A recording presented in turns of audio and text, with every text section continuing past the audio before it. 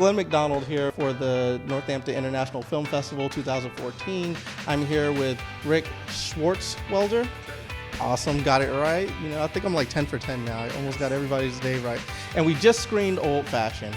Great film. Now tell me a little bit about, there's like the truck, you know, there's like the diner, clipping coupons. There's a lot of little things that are old-fashioned. Tell me what like old-fashioned means to you and why you wanted to bring that back and put that on display and screen. Well, in terms of the film itself, not so much the story, but the production design and our whole approach to the feeling, the texture of the film, that was very deliberate. We wanted to have everything feel nostalgic. Like you never see a cell phone in the film, but yet it's taking place today. The film is definitely right now, and so that's certainly something I worked with the production designer, Melody George.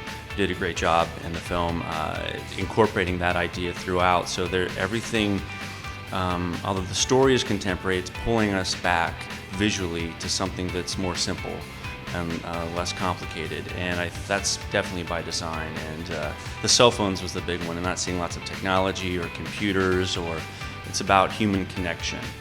And that's definitely something I believe in, and I think is getting lost in the flurry of technology right now. So there was a quote in there I really liked as well, and I think it might be like a little bit of an old-fashioned idea, and it was, when did respect for women become the big joke?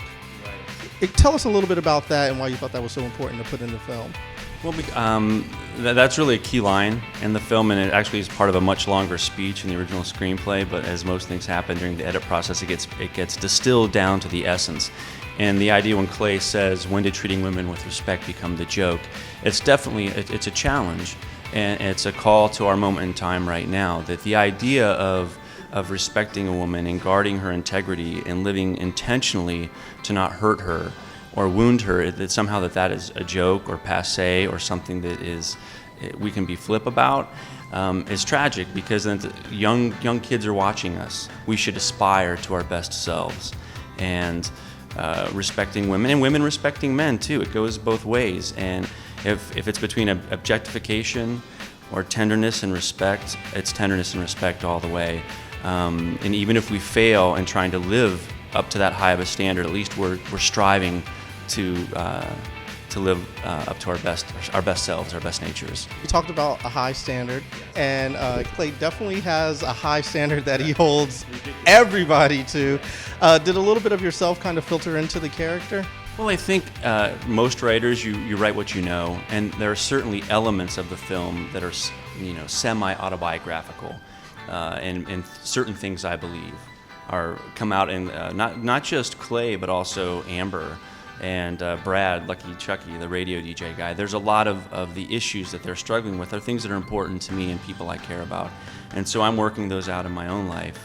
But it's not my true story or anything like that. But certainly I'm pulling from my own experiences and also what I aspire to. And as crazy as Clay is, and as rigid as he is with some of these ridiculous rules that he creates, sometimes I think a world in which we try to live as intentionally and carefully as he does, I think the world might have less emotional and romantic baggage and damage too. And he's the most flawed character in the film by far, but he is striving to be more than he is, and I think that's the key.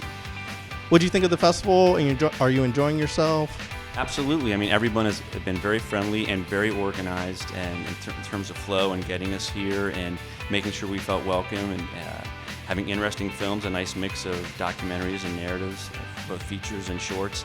So it's a special festival, and we're just proud and thrilled that we were part of it this year.